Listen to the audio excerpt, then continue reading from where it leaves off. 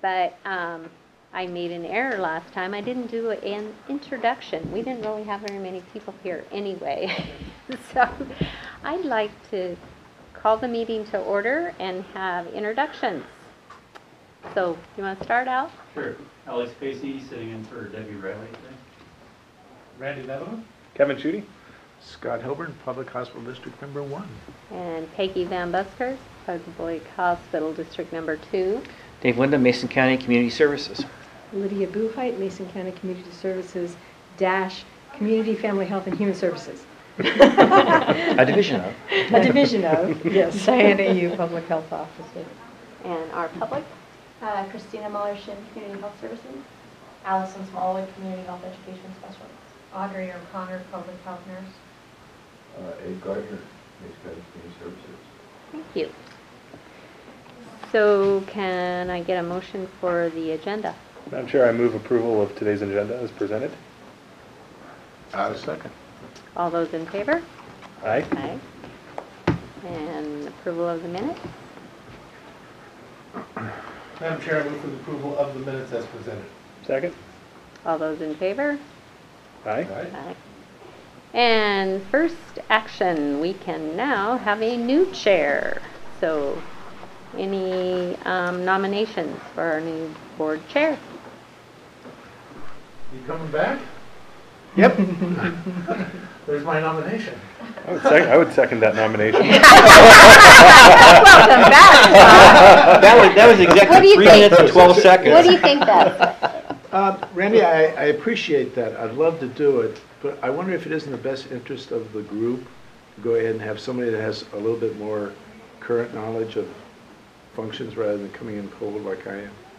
Well, that's up to you, But you just run the meeting. Yeah, and you've been around forever. You're one of the reasons why we changed it to where you guys were voting, remember? That's true. Yeah. It doesn't sound like they're going to let you off. That's why I'm glad to see you again. Just literally, for those that don't know, when I first became a commissioner, I was shocked. I was the chair at that point. And I was wondering, why are the 3 people that have no knowledge, or actually 2, because one was never here, making all the votes for everything, and the ones that have all the knowledge weren't voting. So we changed it because of that. So That's true. I think I'd be honored if you would still consider taking it. All right. Okay. You owe me. All those in favor? Aye. Aye. Do you want to take over now? No, you're doing fine. I'll get through this. Congratulations. So we have a nomination of Gary Clues, and can you speak to that since he's not here? Okay, so I wish Debbie was here because she has more experience. You know Gary too, right? Okay. So I didn't really have a thing in my I packet. do have his letter of interest. I know he's been in public health, so he has a good background in public health, in environmental health. He was there for 32 years, so he brings a wealth of knowledge. He's retired from the public health system, so Okay. I think he'd be a good one on the board to look at those. A lot of times we get a lot of people from the community health side of the world, and not as much from the environmental health side. So this would be a good one, I think. So is he an elected official? That's what he is. Yeah, he's on the Fire Commissioners Association. okay. He's elected. Okay. Yeah. That's great. Yeah, you had to be. We Yeah. wanted Yeah. to have somebody from that Fire. representing Right, fire. and it's been over a year since we Frank, filled that yeah. position. Yeah. Right. Madam So, Chair, I move for the approval of membership for the board of Gary Clues. Second. all those in favor? Aye. Aye. Okay, Diane. Yeah, so let's get the diseases out of the way first. So as you all know, we're like right smack dab in the middle of our influenza season. It is, by many different accounts, it's like really, really bad, or it's not as bad, you know, depending on which news bureau you're listening to. I think it is one of our more challenging years. And part of the biggest part of the challenge is this whole notion of whether or not the influenza vaccine is providing enough protection. We are pretty much at the peak of our influenza season right now. So we have continued to encourage people to get their influenza vaccine if they are not allergic to the vaccine, because it does provide some protection. It may not be 100%. It's never been 100% anyway. The other challenge is that there are a lot of other viruses that circulate at this time of year. So what people attribute to flu may not actually be influenza. So the advice that we continue to give is the same, cover your cough, wash your hands, stay home when you're sick, avoid crowds, and then get the flu vaccine if you're able to. And we continue to provide that advice to the public. We had, as far as I know, we've had the one death. That's more than enough. But there have been more actually children that have died this year, and it's hitting some communities way harder than it has been hitting us so far. But hopefully we'll ride through. Hospital-wise, as you probably know, the hospitals tend to run at census almost on a daily basis. So when influenza arrives, it really challenges that system. And the bed capacity, if people need to be hospitalized. We also have been working with our long-term care facilities, because that's the other area that gets hard hit by influenza. And then if they have to be hospitalized, then the hospital doesn't have room, and back and forth. And so there is a network, and the hospitals communicate with each other so that folks who absolutely need hospitalization, they are able to get in.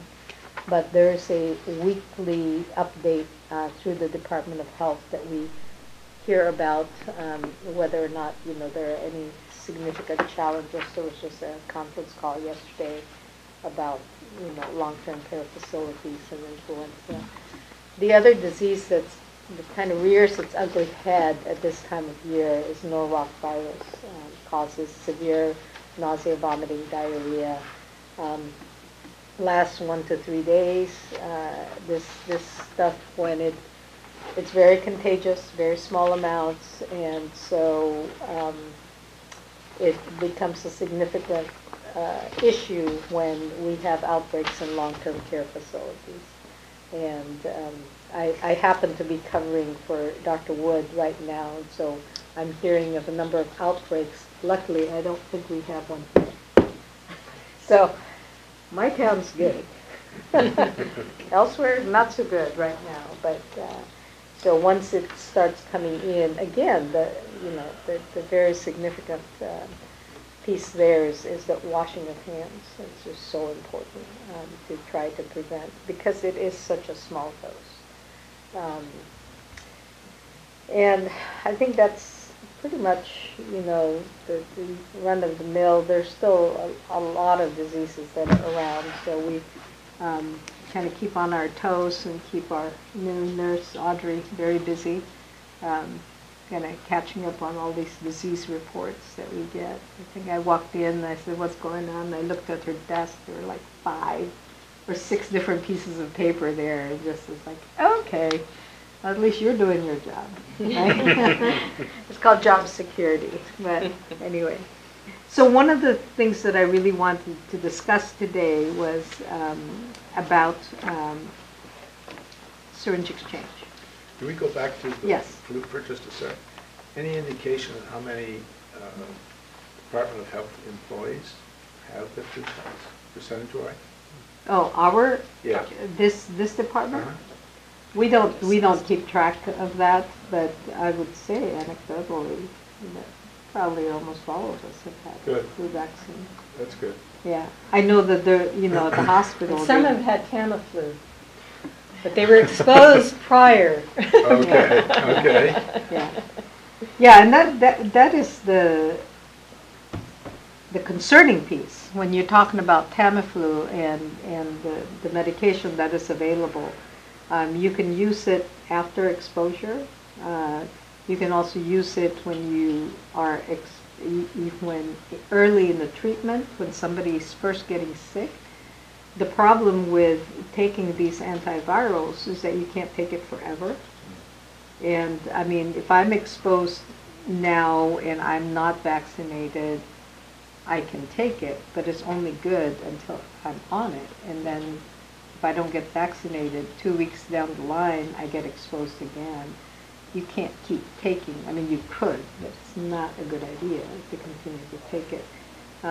It is also a drug that every once in a while, some of the strains of influenza are resistant to the medication. So, I mean, there is medication to be used, and certainly for folks who are at high risk for complications, they go in and they get the prevention. Doctor, so all of our people had their shots? We don't know that. It's not something we provide, and we don't keep track of it. We recommend it very strongly. I'm just curious if we knew how many of ours ended up with flu that had the shots, because that is the big question that goes around the community all the time. Right. You know, they have- So this year, we know that there are people who have gotten influenza, even though they have the influenza vaccine. We know that there are people that have. So eventually, the CDC will have the statistics that say how many people got it who actually had the vaccine. They will do a nationwide estimate. So influenza by itself is not reportable even to us. We find out about cases, especially people who are hospitalized or people who die. We do find out about the cases. And a lot of times when a case is reported, we do ask if they were vaccinated. And so from that information, it gets extrapolated into the big picture. But the way they do influenza surveillance is by using sentinel physicians. So doctors in the community that are actually involved in reporting and working with the Department of Health and the CDC directly. So we don't, that's not part of what we do. Our surveillance is, we check to see school absenteeism, we check with long-term care facilities.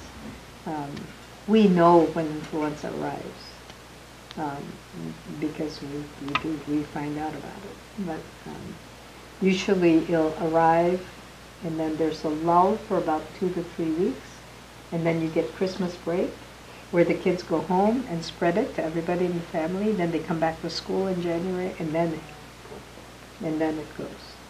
So that's usually the case, and it is the case so far this year.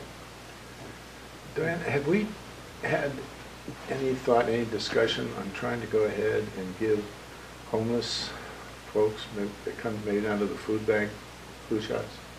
We've done it in the past when we've had access to flu vaccine. We didn't have any access to flu vaccine This year, yeah. Some years So we have. some We years, have to some buy years it. we get flu vaccine provided by the state, and we do. We run clinics Mhm. out in the community and provide it to folks. We do that with multiple other vaccines too. When we were not provided, we didn't have it this year, is that because it was not available? Is that because it was not being offered for free? Was Not it being different? offered for free. Not being offered for free. And what kind of price are we looking at If we wanted to do it. yeah. So in the past, when we used to purchase flu vaccine, it was not super expensive. I mean, it's not like what you pay when you go to the Yeah. pharmacy. I think my last cost on it was $14.50 or $14.30 a dose. I mean, About it's still a big, you know, And our homeless count is, It's in here. Let me see. yeah. So literally homeless, 166 in the last 6 months. Mhm. But if we used the community dinners that's what I. down there as an avenue to support that, there's about 50 to 60 folks in there on a given night. Mhm. So that isn't too bad. Has that door closed? If we wanted to go back and partner and fund somehow or another, Probably for this year, This we're year, probably yes. Yeah. at the tail end. Yeah, I don't think you'd get But very many I think that doses this at sounds this like a point. great Yeah, it's initiative. expanded. We've got a couple of different community service organizations. We might approach like the Lions Club, the new Lions Club, The veterans did And, offer it on the um, account. Say that Yeah. again? The veterans did offer it for those homeless veterans and those veterans in the Well, stand-up. great. They didn't have many takers. But I know that, I know those dinners, I serve there once in a great while too. That is a great avenue to have that available. If somebody was to show up there Mhm. from the county, And, just and we offer could it. actually, it's a good exercise for our Medical Reserve Corps to actually put up a clinic and provide shots. So we And could actually, master if they up. have any type of benefits at all, even if they're not using them, it's not that difficult to bill. It is for us, we're not set up to bill. Oh. That would be an added expense to do. I that, could but- bill. Yeah. And I have done these clinics with the homeless population in the past through the food bank. And typically our participation rate was between 5 and 15%. So it was really a pretty small. But at the same time, anybody that will get from getting it is somebody that won't touch 10 others. Yeah. Well, I think, there are a number of ways that we can certainly look into this for the coming Please. year, if there's the interest, because we could partner up with the Yes. pharmacies like yourself. And I think just education sometimes to Mm-hmm. that population is important because a lot of them still think it's a live virus and they're going to get sick. Well, a lot of younger people also think that they're not going to need the flu vaccine. Right. But A lot of people believe that. Anybody on the street practically. I mean, Yeah. That's what you battle But I think constantly. good education could improve that percentage. But our folks, Abe and Christina, are out doing street outreach. We can certainly get that as part of their education that, they put out. Especially if there's a way for folks to actually go to an established location And just, and That get could their be done in the form of a voucher, for example. Oh, yeah. Through like North Basin Resources. They Mhm. could give them a voucher, they can come over to your establishment. oh, yeah. So we need to figure out what a cost like that would look like, and then, sounds like Do a it great next year. task force. I think it's a good idea. I like the idea of us at least making an effort there that. Yeah, my thought is more people vaccinated in your community, the less likely you're going to have an epidemic and then a mutation. And particularly down there at the food bank, they're so close to each other. Yeah. That's it could be a real breeding ground. So I thank you for your Yeah. support. I mean, of and, it. and certain years really getting the population vaccinated works really well. There are, I think, influenza is one, but there are other vaccines Mhm. that would really be beneficial, and we have done that in the past. How do we do it ourselves? Because I like the idea of both. So the idea of getting vouchers is one thing, but how do we do it? How do we actually do You it? mean So we, the is it our public nurse? health? Yeah. it's- So we would have to order in the spring. uh-huh. So we would have to do an estimate in the spring, have a budget for it, and then it all gets rolled up into the community-wide order for flu vaccine. And then we would have that stock in the fall when it arrives in September. But I mean, how would it be Administered? administered? They For don't example, have much capacity for Yeah, that, but but we could that's use the right. medical We reserve. can corps. figure it out. Yeah, we can use the medical we could- reserve so we corps. could hit the dinners, we could hit the food bank at a certain time, and we could There's- get the resources and stuff to be able to give vouchers for people to go to the stores. I think financially, that is it's not part of our public health budget. Well, no, and I understand if that, we that might be wanna, something we talk about, but also Yeah. might be something that we ask for a grant from the two hospital districts. We write up a simple grant from, because we're not talking a lot of money when you talk about what you're talking. And we've done other projects, like the Wolf Project, had money available, especially targeted for the homeless population in other areas of the state. So there are programs out there that could be accessed. Well, let's please, I think it's a good idea if we look into that and start preparing for the next year. I think if you're going to reach out to the homeless population, like he said, the percentage of people that normally take it, but it might be an opportunity to reach out to connect them with medical Other services Yeah. that they A may not medical know how to home. access. So- Or realize that they could access. so So that they take can advantage of actually all of it, help. if you got them for 3 minutes while you're talking to them, get in the shop, you can sit there at the. So like take the, tickets. The hospital, do you guys still have your Apple Health assistant person? So that's what I was thinking of.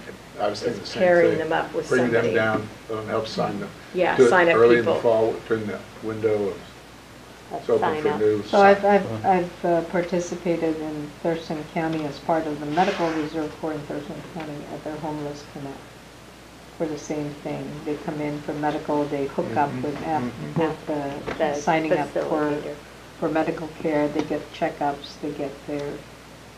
On that same note, because we have two hospital districts, but one contracts out, one doesn't administer as Mhm. much. I don't know that we have that ability. I'm wondering if we could get. We have a facilitator that's under. It's the same person? So we could do it. No, at- it's not the same person. It's We one help for fund it. our area, but, So we yeah. can do it at the same time, the same way that they're doing it. I was gonna ask you, so. Yeah, but they already are. If we can do it, then that works. I did a project about 4 years ago where it was the Festival of Trees. So it's in November before Christmas. We had the Festival of Trees, coordinated with the schools, public health, and the hospital. And as kids came in to go to the Festival of Trees, they were shunted off into a line where we checked their immunization record, and they got their immunizations, and they got their flu shot, and then they went to go see Santa. And it was very successful. No, I can imagine. You're so mean. You came to see Santa. Okay. Never gonna So, do that again, are We're they? gonna work on this for next year, and I'll let you Yeah. continue. All right, so, what I brought together for you, we had the forum about our opioid response 2 months ago now. And the issue that we talked about that we wanted to tackle was the issue of syringes or needles. There's some people call it needles. I tend to say syringes because I'm talking about syringes. So there's a question on the table, and that is, what are we interested in? What is the problem that we would like solved in our community? So there are a number of things, and I wrote them down, and one that's foremost that I get a lot of complaints about is finding discarded syringes in the streets, on the highways, in the backyard, on the streets. So just the syringes on the streets, people want to get rid of them. It's a hazard. It's a concern, especially for kids who are out and that. So then the other issue that goes along with that is, the syringes, why are they on the streets? And it's injection drug use, and trying to get services, trying to get some way of connecting with our folks who use injection drugs in the community, and trying to get them to resources, get them to treatment. Another issue to think about too is reaching out to them to prevent overdose, which is part of our bigger picture of dealing with our opioid problem in Mason County. Another issue is actually doing a syringe exchange itself to prevent transmission of disease that comes from sharing needles, sharing syringes. And then the whole issue of use of injection drugs out there. So what is it that we, as the Board of Health, want to tackle in Mason County? Kind of dictates how we end up developing a program. Is it all about the syringes on the street? Or is it more about the use of injection drugs and trying to work with the folks that use injection drugs as a bigger picture, as an entity, as the folks who are using injection drugs, how can we help them? The side effect of doing something about the syringes that they use to get them off the street. One of the issues when you just talk about discarded syringes on the streets, and this is stuff that staff and other people have educated me on, is as in the last few years dealing with injection drug use, I now know that a person who is using injection drugs uses multiple syringes every day. And even for one injection event, they may end up using multiple syringes. So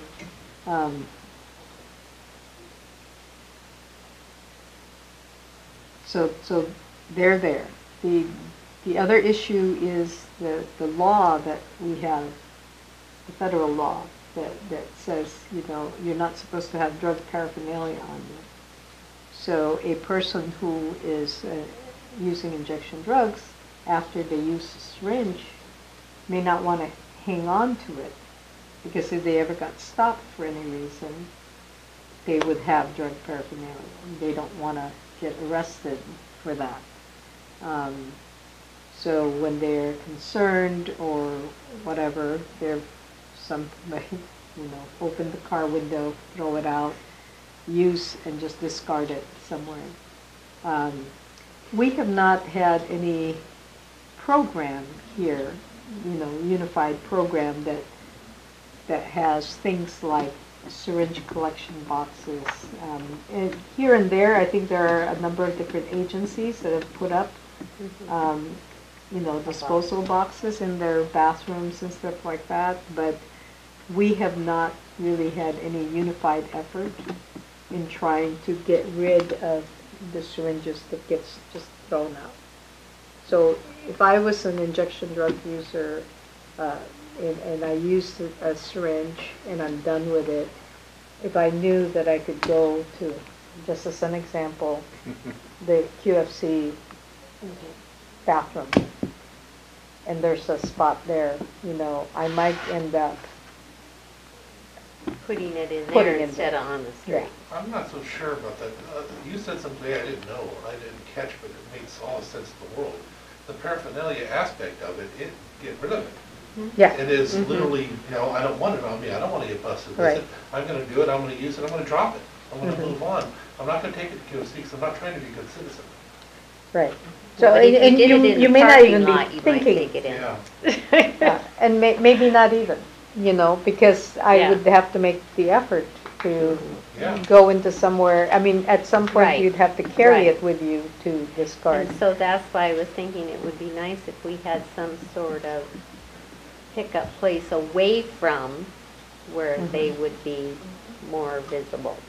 So again, it's back to the question of, is it the syringes that we want to worry about?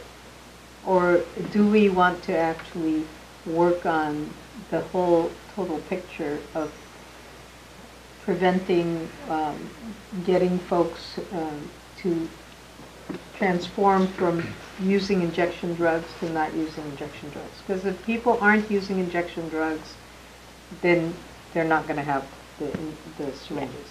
Well, I definitely like the whole picture, but where do you start with that? Where you start with it, that's effective. Yeah. People are trying to do that from the beginning of time. Yeah, my own personal, I'd like to see us work on the needle aspect itself, and it being on the streets for a couple of reasons. One, it affects those that have no choice of their own, that they're not even participating in it, but they end up getting hurt because it's out there. But two, like, find a way to have access where that gets cleaned up, that's gonna have an effect on them and their use of needles. If there's some purpose, some benefit they gain by trading them in, bringing them in, or dumping them off, then they'll use cleaner stuff amongst each other as well. So there is, in the syringe exchanges where, that I've been participating in, we do a 1-for-1 exchange. So in order to get syringes, clean syringes, you have to bring in, so it puts a value on the used syringe. Not every injection person who uses injection drugs participates in syringe exchange, but many do. I know for our residents in Mason County, at least in 2017, we exchanged at least 100,000 syringes with Thurston County Syringe Exchange. We don't have a count for how many was exchanged with Grace Harbor Syringe Exchange or how many was exchanged with Kitsap County. So we have 3 neighboring syringe exchange programs. Thurston is the only one, unless you got more information, the only one that has given us numbers for how many come from Mason County. And that 100,000 syringes is... Well, I was just trying to ask her, because when you hear 100,000 syringes, that's probably what you're going to do. That's why I was what I was asking going to Christina. say. So that 100,000 syringes actually equates to 86 people exchanges. Really? Yeah.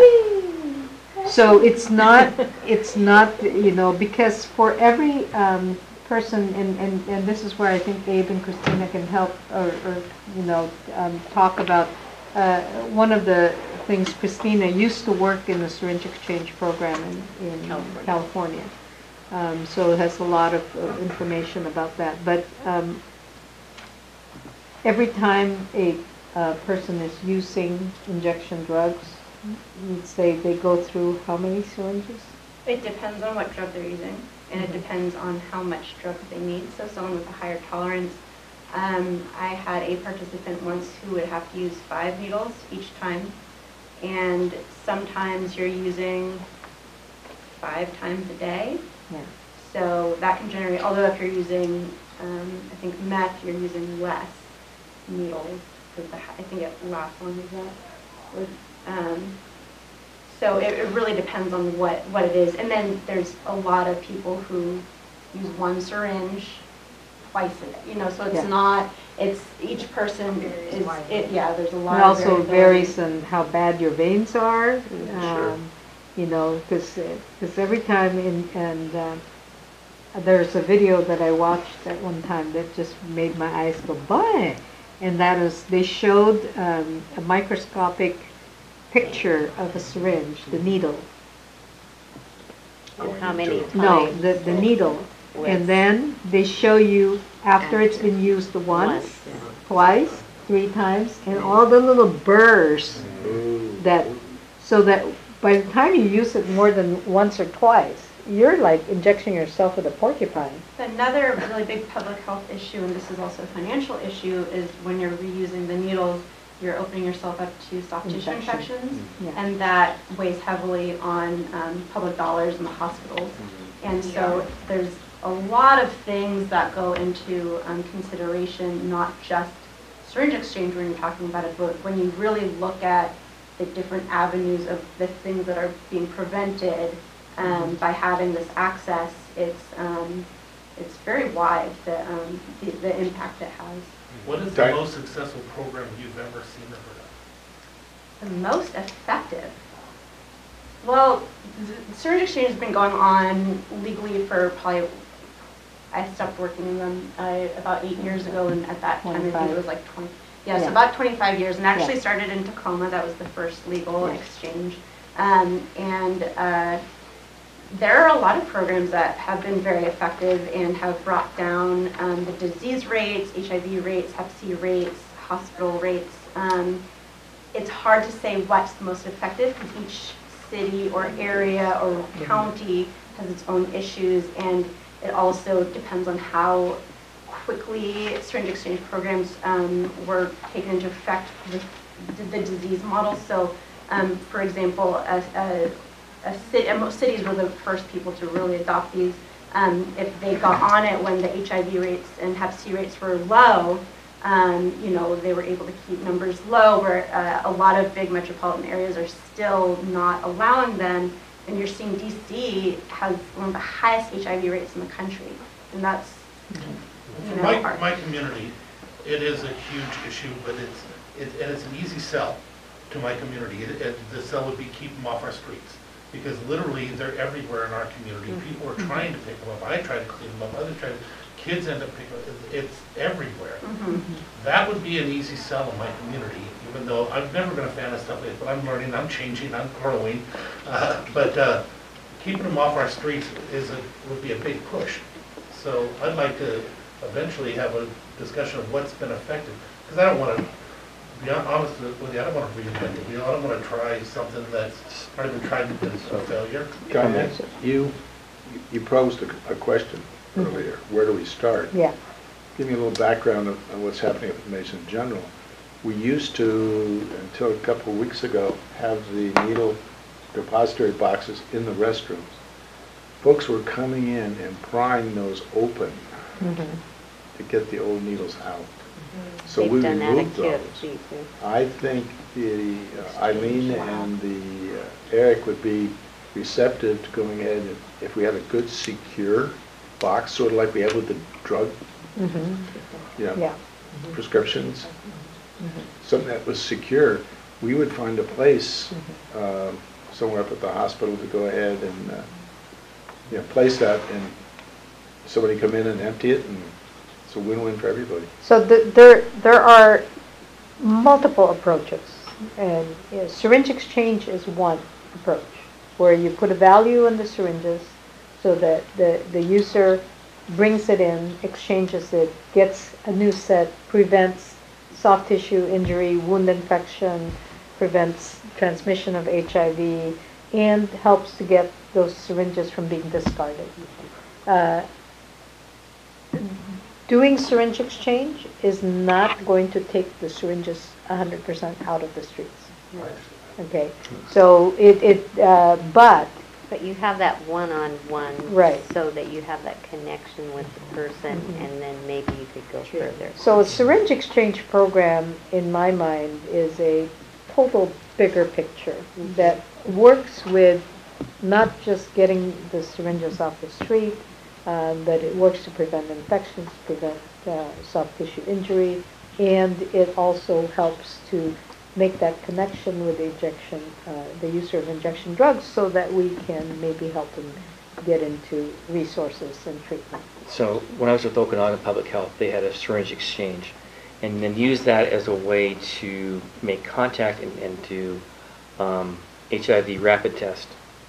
So they were able to expand it into some of the more personal aspects of, you know, disease prevention, rapid test for HIV, Hep C, prevention, at least talking to people about Hep C. It was a way to make that contact. And in some cases, what they had was a user would come in representing a group of users, and they would bring in, you know, a bundle. And so, but if you can make educational contacts with that person, then you're able to, you know, maybe hit 10 more people through that interaction. That was through the health department. That was through the health department. To touch upon what your concern with the needles on the street, and I'm not, I've only been working this job for a few weeks, so I haven't done a lot of research into the Washington state laws. And again, since I've been in this, a lot of things have changed as far as legality. But one thing that we found very useful for getting needles off of, you know, out of our community was sending each person with these little sharps containers, and they're little personal sharps containers. And in California, it was legal to have an unlimited amount of dirty or clean needles if they were in a certified sharps container. So therefore, we could give each person, and they have ones that fit in your pocket, and then they have these big 18-gallon ones. We were able to give each individual a sharps container, thereby taking that felony off of, off the table. That made people much more comfortable with bringing us their dirties. And we had a lot of positive feedback with that, and that was something that really helped our community. Something that's interesting in this whole thing for me, that because I walk in here and I see no value in the needles, okay? If they're trying to place them, there's no value in it, but when I think about the hot potato aspect, that explains why they're on the street everywhere I go. I never would have even thought of that. I just thought, what an odd thing that they just throw them anywhere with no I thought it was because of drugs, but there's a reason for getting rid of it. I hadn't thought about that, but the other part that's even worse, it's obvious it does have a value to it. It may be because of the pain or whatever, but it has a value, or they wouldn't be breaking into your boxes. So Well- an exchange may have a much greater Value. effect than I would Yeah. normally Yeah. have realized. In terms of thinking about the user, the person who uses injection drugs, is that access to clean syringes is an issue. Because you can't just go to the pharmacy and say, I want to buy a box of 100.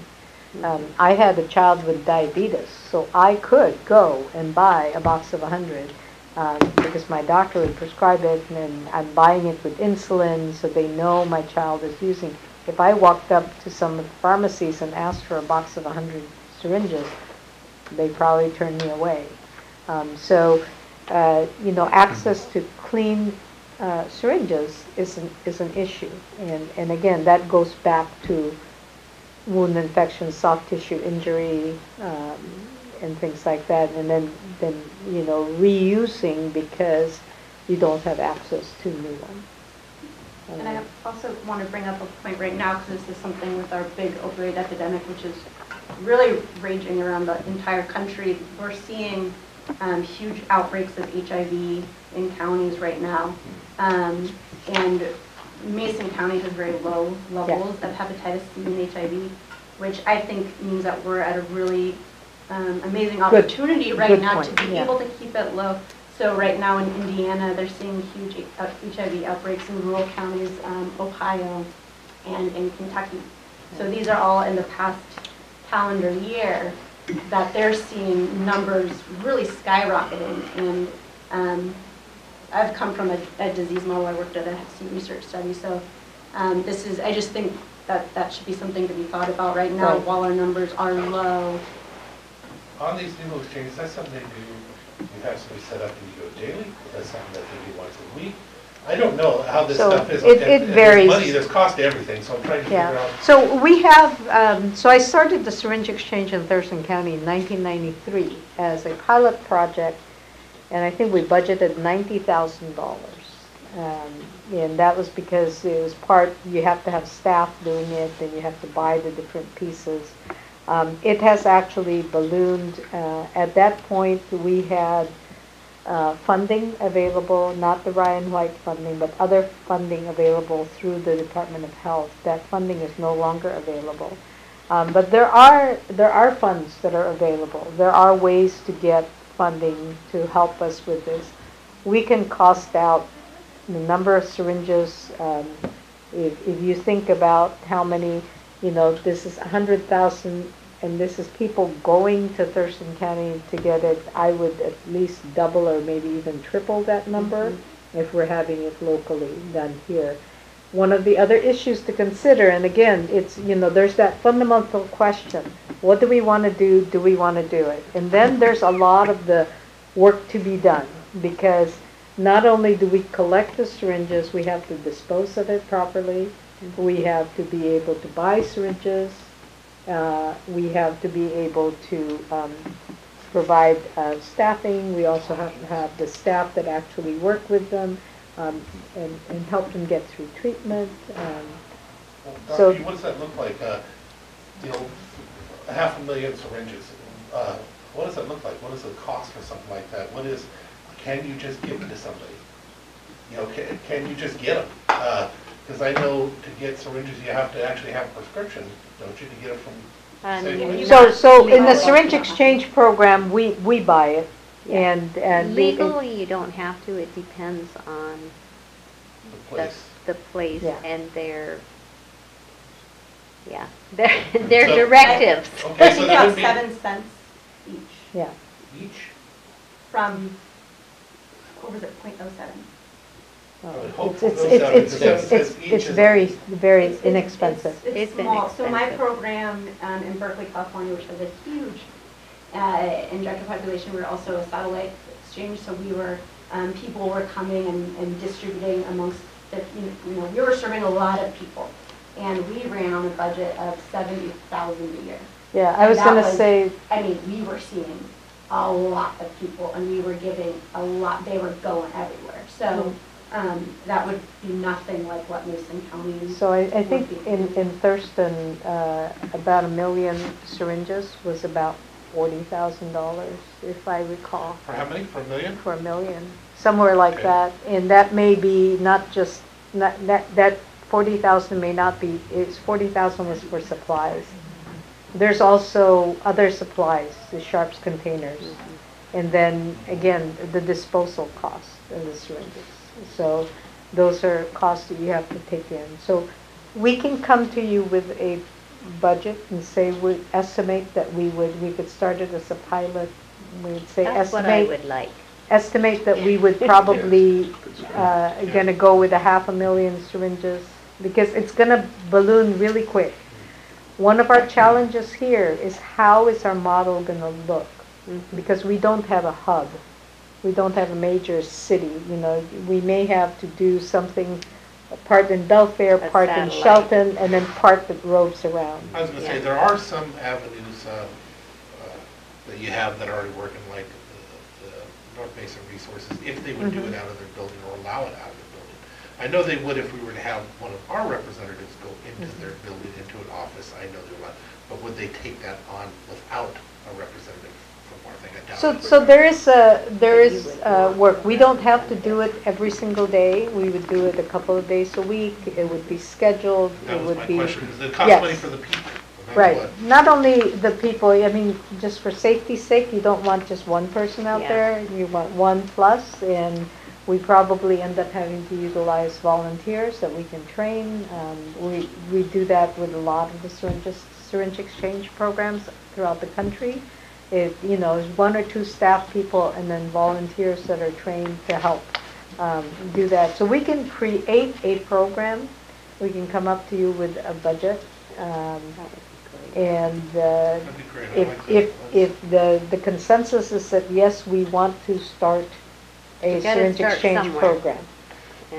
And then the other issue is we can also work in addition to having, and this is something I need to ask if you're interested in it, there are other communities that work on training programs to help people safely pick up syringes that they find on the street instead of calling the police.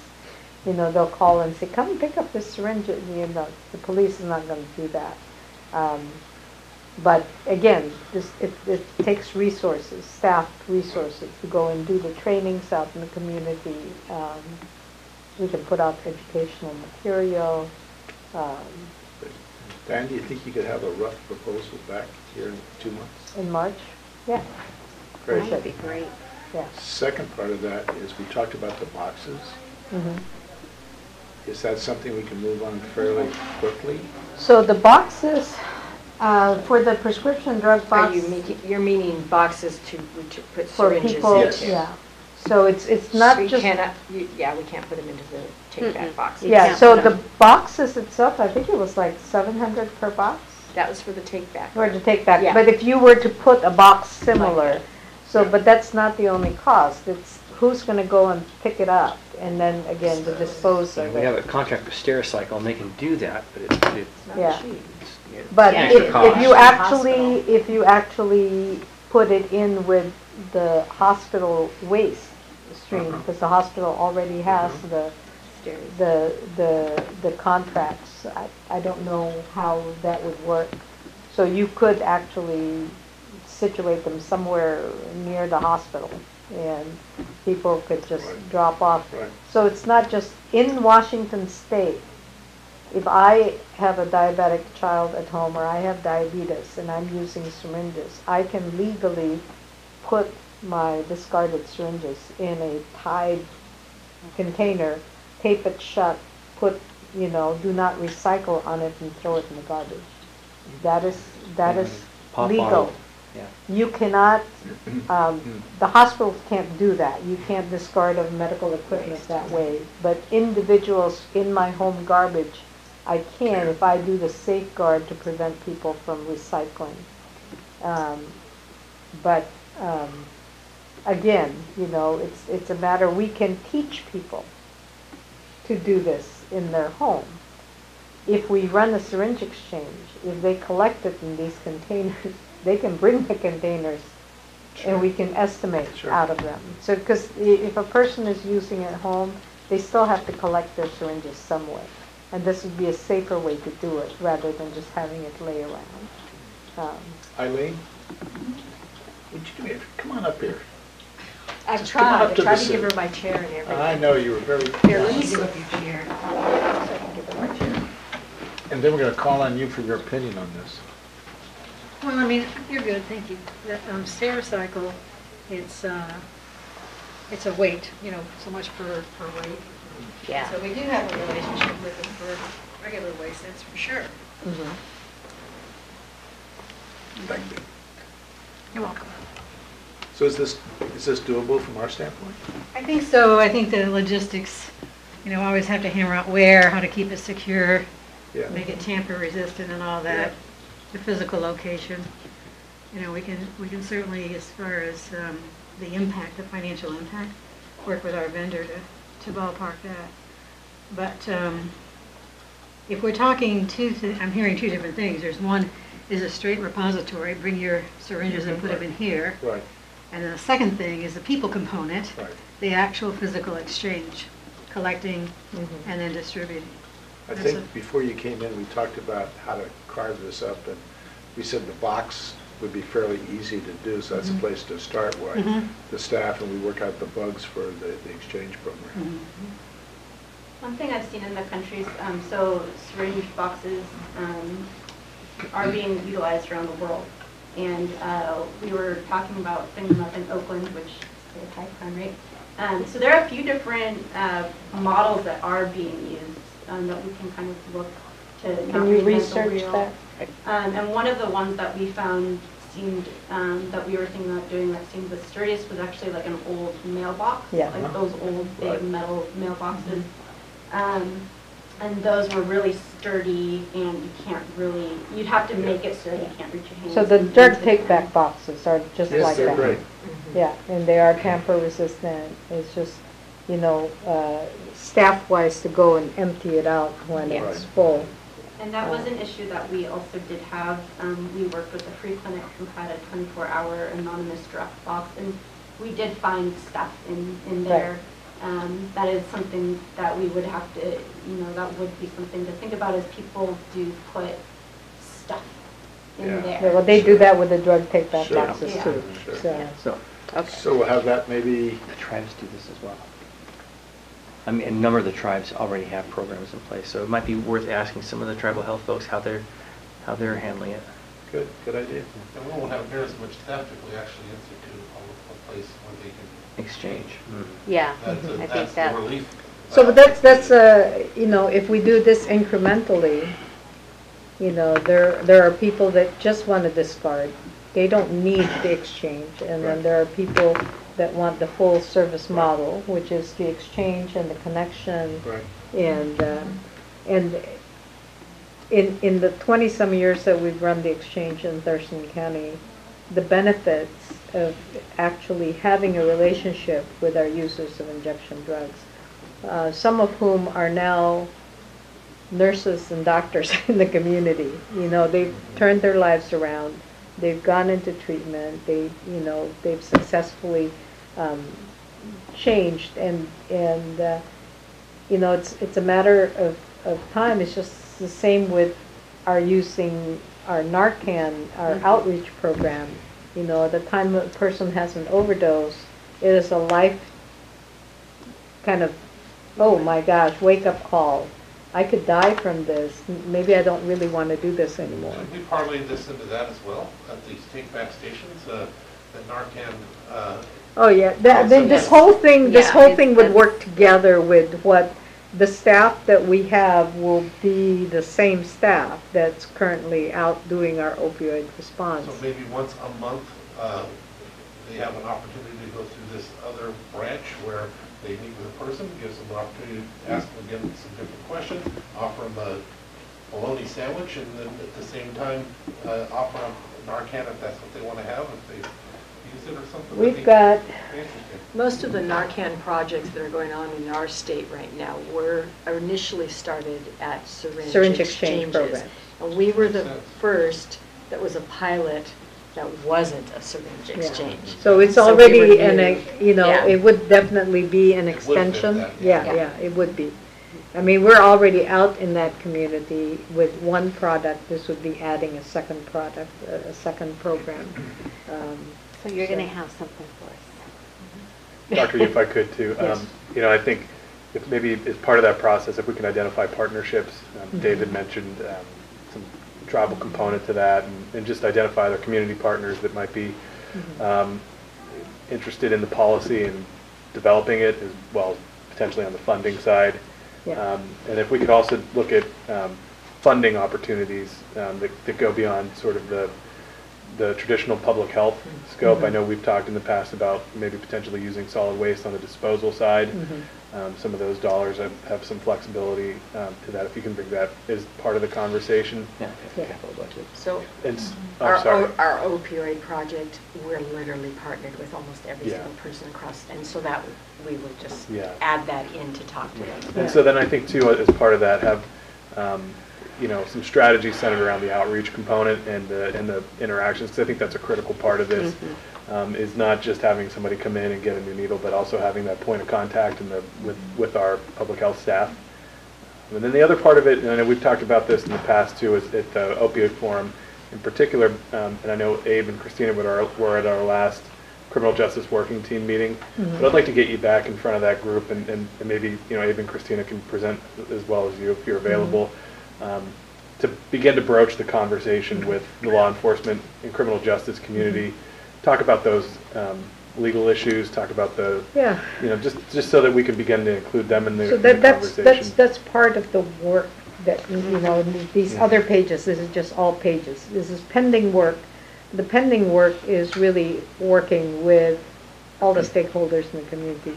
This is where I need your help as the leaders in this community, to get everybody at the very least to neutral on the issue of syringe exchange. Because just like you said, you weren't there before, you're there now. Still shaking my head that I'm Yeah, Yeah. but if we need to get everybody at the very least to remain neutral and not be opposed, because we are going to look at safety concerns. You know, where do we do syringe exchange? We don't want to do it around schools. We don't want to do it around children. But we do, but we may have to do it around businesses, and businesses may not like it. And Sure. We may need to do it around the hospital. Hospitals may not like it, but if we do a thoughtful process of trying to determine and get input as much as we can, and honestly, a person who's using injection drugs may not want to go to the police station, may not want to go to the hospital. No. They probably want to do it out of their house or somewhere safe in a park or whatever. Yeah, we're not gonna be able to do everything for everybody. That is We're gonna have correct. to start real small, see what we can do, this is just my opinion, but I Right. keep thinking that, like, for us in North Mason, that behavioral health, or that North Mason Resources is a great opportunity to be able to do it. But this keep it off our streets for my community. I'm thinking of people, I get a lot of phone calls. I get people that are very mad about it. I go out with them and I picked up the syringes. It's tough. When we cleaned the park, there was, hundreds. It's just different. Some of them, I'm thinking, the things we're talking about, I think they'll volunteer. Some of them will be volunteers to help you bring them in, if it'll take them off the streets for their kids. And I think they actually would volunteer. So, I don't know. Yeah, and I think we're ripe for it, as we said earlier. I mean, we have tremendous staff here that has the experience. Hopefully we can turn it into a similar pilot project that's here 25 years later, like your pilot project in Thurston County. So, Okay. good. So, Okay, I heard the directive. yes. We all heard it together. Sounds good to me. So, Good. Lydia, you're up next.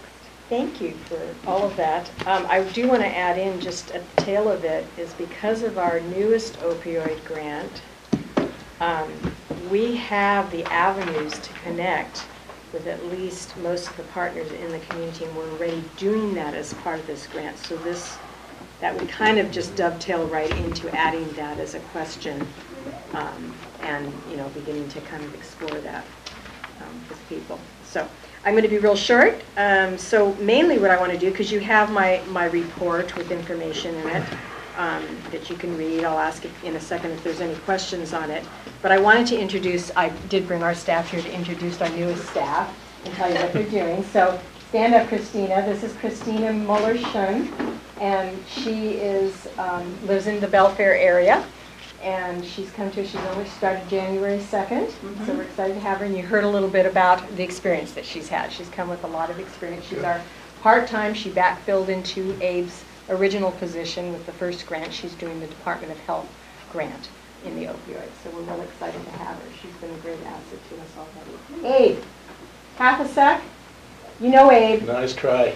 Yeah, he's trying to back up, but you know him already. He's back because he figures they already know me. But for those that may not, that's Abe Garner, who has moved in to take on the larger opioid grant that we have from the federal government, and who's managing that grant for us. And we're real excited about all the connections he has made for the past 9 months in this community around this, and has gotten in doors that we've never been able to get in before. So very excited It about was very that. helpful and appreciated by everybody that participated in the North Mason one in our room. Yeah, so thank you, Abe. And then Audrey, this is Audrey O'Connor, and she's come to us as a public health nurse. She's worked, you can actually say, I don't have to totally say. All right, she's worked in oncology most of her career, and in Institutional review boards, which I need to tap right now on some things on that. And so she's doing our communicable disease program as well as our vaccine program, immunization, working with the providers, mostly Mason General Hospital and a few others across the county. And she's doing a great job, and of course she got hit, and we actually met up at the hospital today because we're having a few difficulties with the communications between reporting, but she got hit with so many diseases in the month of December. It was incredible that one person and that many diseases that were wild, like anthrax, or probable anthrax, hitting, and she stood up real well and did real well and is learning very quickly, and so real excited to have her with us. It wasn't anthrax after all, but it was Mason General. Yes, it was, you guys. And I've been in Mason County for 16 years now, and I live up in the Lake Cushman area. Yeah. And this is Allison Smallwood, and Allison comes to us. She is our new community health blanked educator. Yeah, she's our educational specialist. So she does the community health improvement work. She comes to us. She has a master's in public health. She's got a lot of good training in this. We're real excited. She loves data. Really good at it, so excited to have that. So she works with the whole division, all the public health division, environmental health, as well as our division. So she's been here for 2 months. Yeah. Just about. Yeah. I'm originally from Cincinnati, but I'm out here with my husband. He's in the Air Force, so that's what brought And the us to husband's the one that gave the flu, Yeah. but he had been vaccinated. We both had been vaccinated, Yes. and we still got the flu. So she's the one that she really responded well. She called me, got the flu. I said, you gotten Tamiflu? Yeah, I got my appointment. I'm going down and getting Tamiflu. I said, just stay home. Do not appear at this office. None of us want it. Welcome, everybody. Thank you so much. Okay, any questions for my report? Anything that you wanted to know about, or more details or anything? There's some data in there, and we're working on our year-end stuff. So I do have a question. Uh-huh. And if this has already been brought up, I'm sorry I was late. I got hung up at the hospital. Any discussion about partnering in vaccinating the homeless? We did have that conversation before you came in, All yes. right, thank you. Great length. We've got it on our plan for this next All season. right. We'll be calling on you. It actually turned out to be a pretty good meeting today. There's a lot of. And more to come. So, Dave, you're Do I up. need to say sorry to Dave though? Yeah. Everything you're doing is going in. Okay, How does so. that differ from other Yeah. public health meetings? It's called job security. Right. So, a number of things going on. You have my report from the director's desk, so I try to get that stuff out. in advance. The legislative session snuck up on us this year in that a lot of things hadn't dropped. You know, they were new this session. So one of the best things that's come out, and certainly one of the most needed, was Senate Bill 6091, which was the Hearst fix. So, and the Hearst fix also came with the capital budget. So the capital budget included a lot of our solid waste dollars. So now that gets restored eventually, but I don't think it's restored until July. I'm not certain. So I'm still working on that. It appears that it may not include any of the previous year. So we'll see. With the Hearst passage, that does help us in, without people drilling wells and not having development, then we don't need an environmental health section. So this keeps things rolling forward in a way that does pay the bills. Obviously, we would still have to do repairs and investigation, that sort of work, but having Hearst out there keeps the community going, dollars rolling in. So Hearst is good to go. We're working on the actual rule-making portion of that, and there's going to be a lot of work yet to come. So we have the water resource inventory areas that we will have to address, some rule-making over the next 3 years.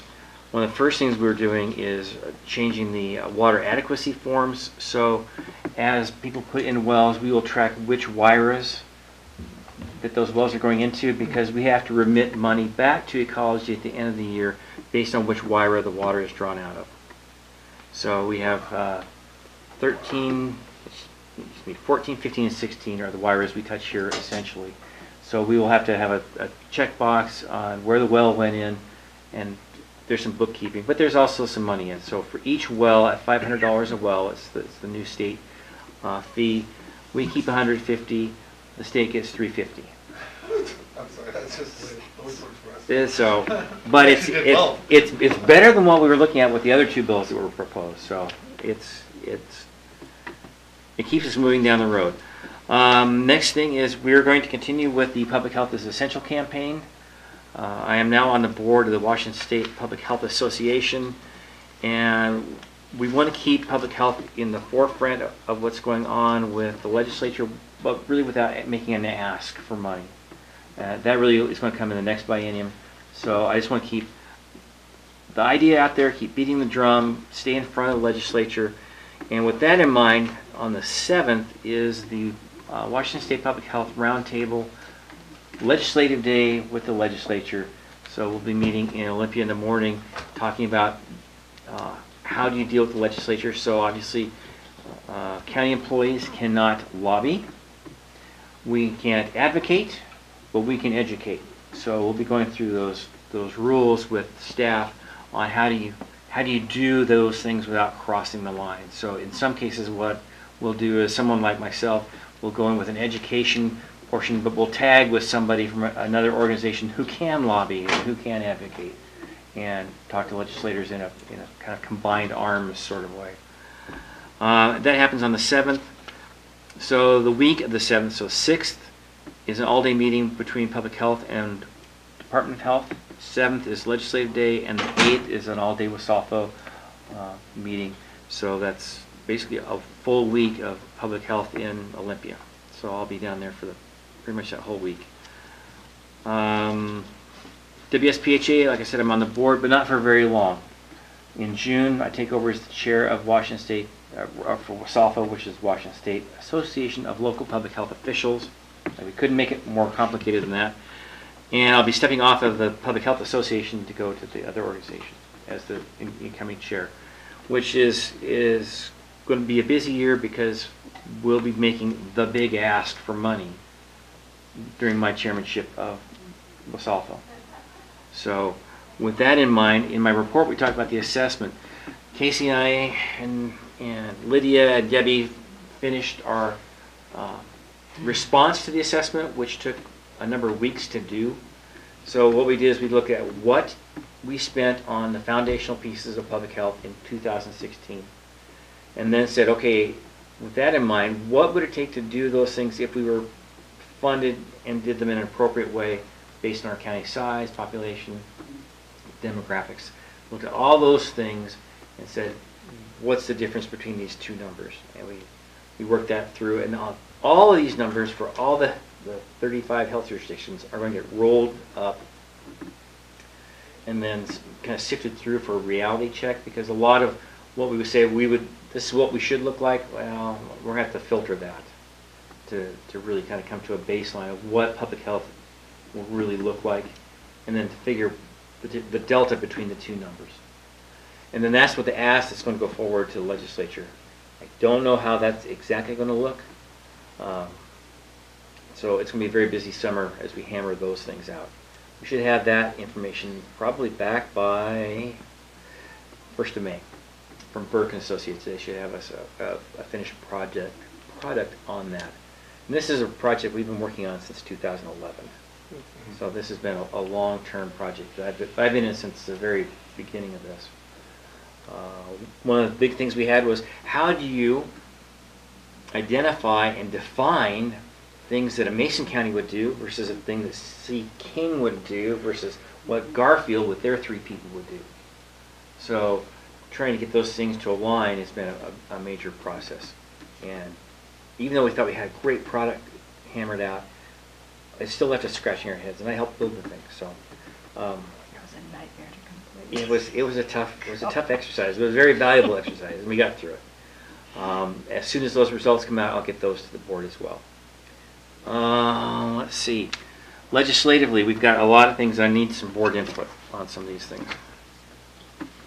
So, tobacco and vapor are hot issues. Raising the age to 21 is the bill. It's a DOH bill moving forward. Actually, it's Representative Harris is moving this bill forward. It's kind of his thing. So it's a question: do we want to? How do we feel about raising the age of tobacco to 21? There's pros and cons to both. If I take off my public health hat for a minute and I talk just as Dave Wyndham, I would say I have some liberty issues with it. I took kids overseas, and they would have been on their second tour of combat before they could have a cigarette. So I have some issues along those lines, just on a personal liberty basis. Putting my public health hat back on, there's some evidence that says if we can get the age up to 21, we may be able to stop the teenage smokers or reduce the teenage smokers. But that's also offset by studies that show that what it does is it drives the bootleg market up much faster. So right now, 1 in every 4 cigarettes is bootleg, in that there's no tax on it. It comes across the border from Oregon, Idaho, or through the tribal outlets, or military bases. There's a thought that by raising taxes another 50 cents or raising the age, you would have 1 in 3 cigarettes is bootleg. So there are some cons on that side as well. So I would like to know what the board would like me to take forward as Mason County's position on smoking vaping. I mean, it's a big thing to ask. I don't know that I have a clear opinion. I think nobody should smoke or vape, so there's my point of view. Eileen, what are your thoughts? Well, I agree with you. I'm not a fan.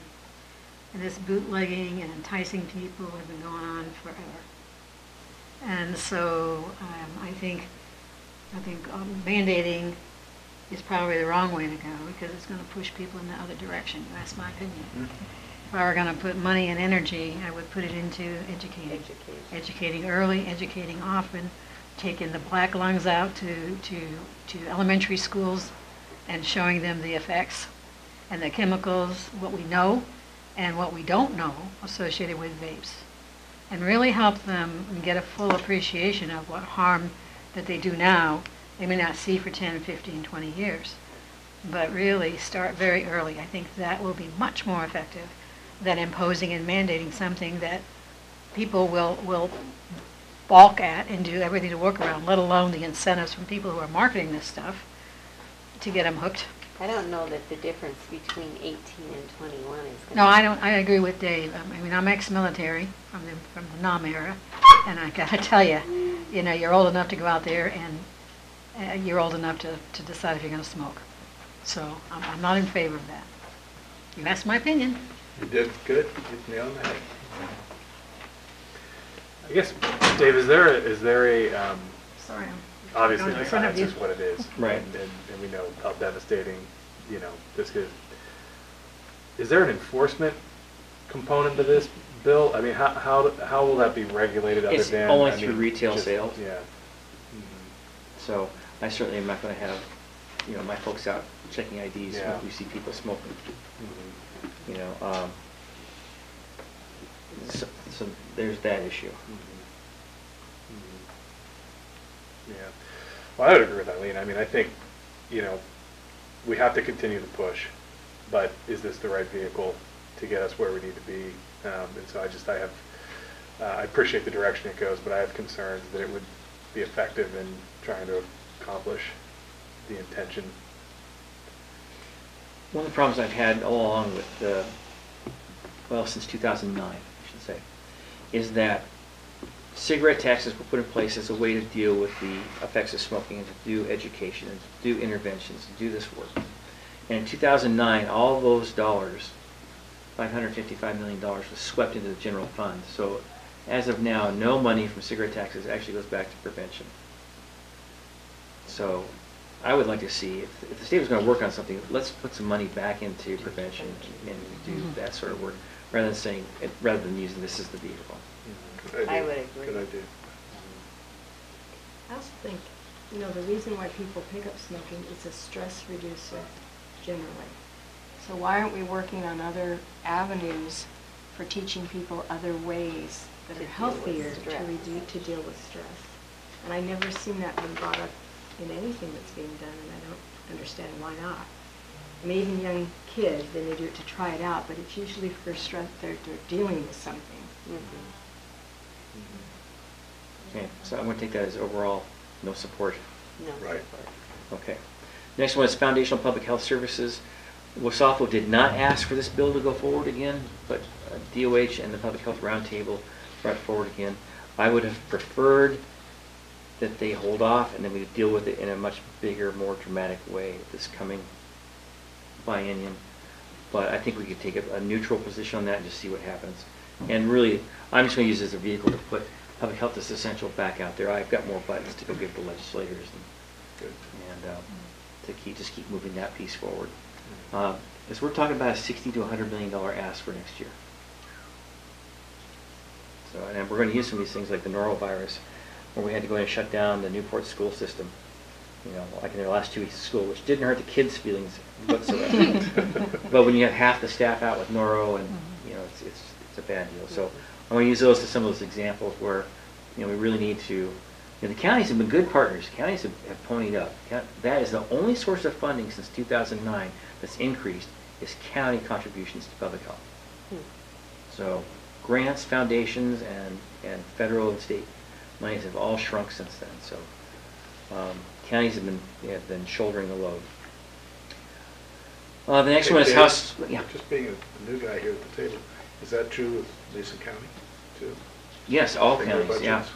Yeah, so Great. our county has stayed job. relatively flat, although this last year we did take a reduction.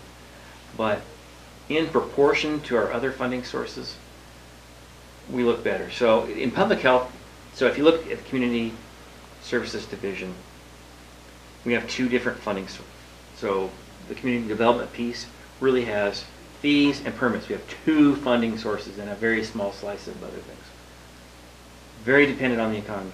Public health has really 5 different pieces to the pie, which makes it more stable.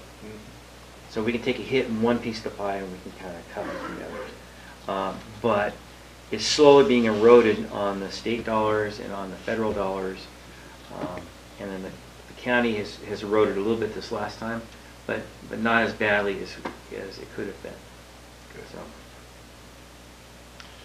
It's not because we're good people, it's just that when everyone else's money dries up, other money has to go in, but the Yeah. portion changes. It just, yeah, it kind of is what it is. So, but overall, counties have been the better partners with public health than the state. So, And then state dollars, I think are down, for us, I think we're down to 12% state dollars. State contributions, 12% of the budget. So it used to be, in many cases, it was 50 or more percent of the budget was state dollars. So I don't have the history on Mason County, but other places I've worked. 80% of it's the mandate from the state. Well, and there's that. And the one thing about state dollars is it comes in buckets that you can't tag and use in other ways. So it's very siloed sources of funding. That county dollars gives us some flexibility, and we've used county dollars to do a lot of like shellfish work, being hotspot, where DOH and ecology don't have funds to meet those things. So, okay, the next one is the sugar beverages tax. It's been launched in Seattle. Now there's a bill to take it statewide. I have problems with that in that it doesn't accomplish what it intends to do. Cook County, which is Chicago, they just repealed theirs. And what they found was they lost more jobs than they gained in revenue. And then they had the same problem with people going outside and bootlegging product back in. In fact, what we found with cigarette taxes and with these other taxes is it actually increases consumption. Because someone, instead of stopping and getting in a pack or getting a bottle of pop, they go to where they can get it cheaper, and now they can buy a 12-pack or 24-pack. So the consumption happens on the same rate of time, but a greater amount of product gets consumed. So in some ways it tends to have the opposite effect. So I'm not supporting that bill. It seems to be like, oh yeah, it's a public health bill, sugar beverages, but it seems to really have kind of the opposite effect. It's a revenue bill. It's a revenue bill. It is. And really, if it's successful, if people actually quit drinking sugar, then the revenue would drop. Yeah. So. But that's another education one, I think. It's really a lifestyle thing. And if you look at smoking, Education. what has made the difference? If you take the cigarette taxes over the years and you plot Idaho's cigarette tax increase a couple percent, and you plot Oregon's, and you plot Washington's, which is fairly substantial, and then you plot as an outlier New York, huge, it's almost $10 a pack in taxes. Okay, wow. Huge amount. But then you overlay that with the rate of smoking decrease. They're within 0.5% of each other on the same parallel. So it's a change in culture. It's not a change. Taxes don't drive changes in culture. Yeah. There are other things, education, those sorts of things drive a change in culture, and it takes, in the case of smoking, decades. So if you figure, in Washington, we went from 24% to 16% on average over a 20-year time frame. It's not a huge decrease, but it's a measurable decrease. So, boards support, no support. Where were you want me to go with this one? No support. Okay. And I think the rest of them are, that's vapor, foundational. I think these are just Senate copies of the House ones. Oh, the one that you should know about it's interesting is there's a bill out there to do an abbreviated death certificate. Now that's not an abbreviated input of a death certificate. The death certificate has the same, when I ask a doctor to fill one out, it has the same information. That's not going to change. But what will change is it will allow a person to have an abbreviated death certificate issued. So instead of having the mother and father's, and the maiden names and dates of birth that people can use for identity theft, we just have the cause of death, those very relevant things that an insurance company would need, Right. to do issuance of benefits. So I would still have all of that other data to access, but it wouldn't have things that could be stolen and used for identity theft. So that one actually I think is a pretty good bill. So. Makes sense. Yeah. And I think that's what I have for the legislature. And things come up, but I think we're about done with the bill introduction. It ends what? Next week or 2 weeks? Yeah, next week. Next week. So we'll see where things go from there. We did have a bill that we wrote here in Mason County about a cannabis board. It's really more of a zoning, building, permitting kind of a bill. But what it does is it would have the cannabis board issue a license and hold it until the applicant makes sure that they meet fire code, building code, zoning. And once they get that, then their license is given to them. And what it does is it allows that person to say, okay, I have a license, waiting. I can spend the $250,000 or whatever to get this thing set up. So they have some assurance, and then I have some assurance that they're going to, get all, check all the boxes and make sure that they're not next door to a school. We have had a problem with people coming in with a license from the state saying, well, I have my license to operate, without any of these other things being taken into account. Good point. So we're hoping that that does move forward. That was introduced in committee yesterday, so I think the committee testimony went pretty well overall, so hope that moves forward. It's just a common sense bill. It's neither right or left or kind of a bill. It's just real common sense. Let's work as a partnership between us and the state. Make sure that people can get their stuff done and do it in a reasonable way. And really, that's it for me. Okay, so Alex, you're up. I'll say again, I'm sitting in for Debbie Riley today. I'm Alex Pacey. I work in the on-site program. I've been with Mason County almost 5 years now. So you've got Debbie's kind of year-end numbers there, and I'm not going to read every word of that. But essentially, since November, we work on a lot of billing, wrapping up projects and grants and writing reports, and that's pretty much what we've been up to. A lot of our billing gets done in December. We bill our on-site providers, that's our pumpers, installers, and then we also have solid waste facilities and then all our food permits too. So that's big. And then, as far as permits were up in 2017, which is good. And things slowed down a little bit in December as far as permits, or at least I had some less calls and stuff, but January came with full swing, so we're back into being pretty busy with stuff.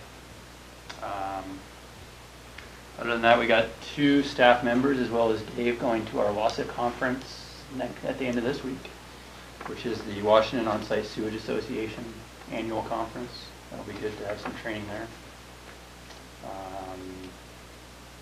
Another thing I was going to mention is I heard that the food WAC is being reopened. Cody mentioned something about that. Yeah, so there's some food bills were introduced about home-produced foods given to homeless. So there's some of those bills are out there, and I'm not sure where they're going. Right. I haven't seen it come out of committee yet. So. And then I also heard the on-site sewage WAC is also being reopened by the state. Yeah, so the technical advisory committee, I think, we're starting to work on that one. Right. Yep. Okay. Any questions? Okay. And one last exciting thing, kind of. We met with Paladin, who is our new software provider. So we had our first sit down in the big room with everybody. They'll be getting with us weekly, probably for the next 6 months. It will allow us to do our permitting online. So a lot of what's currently taking staff time can be done online, and then it will have a consumer portal, so the consumer can go in and track where their permits are in the process. Nice. So